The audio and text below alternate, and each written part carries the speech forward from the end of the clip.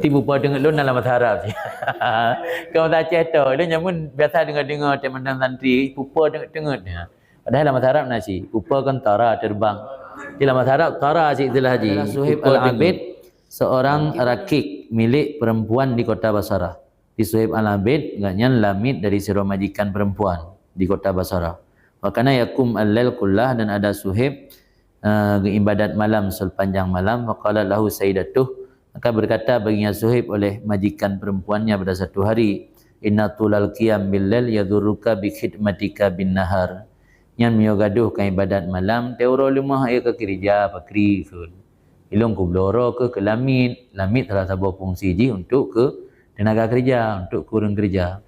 Jadi kekun le majikan nu nyonya atau nyai. Majikan ngan rinang kebetulan. Jadi kekun le nyai buno atau nyonya buno.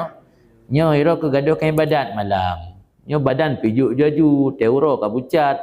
Anak tenaga, itu ku bloro ke untuk orang kerja. Tapi malam gaduh kan ibadat nak kerja pagi kena. Faqala laha, maka berkata Suhaib bagi nyai, bagi majikannya buno. Madza asna? Membata malum pegat, bencara apa lum pegat. Madza asna, apa yang bisa saya perbuat? Wa idza dzukirtu jahannam taranomi. Bila diingatkan akanku akan neraka jahanam, ipupa dengan lu. Ipupa dengan lu dalam bahasa Arab. Kau tak cerita, dia nyamun biasa dengar-dengar teman santri, ipupa dengar dia. Padahal dalam bahasa Arab nasi, ipupa kan tara terbang. Di dalam bahasa Arab tara sih istilah haji, ipupa dengar.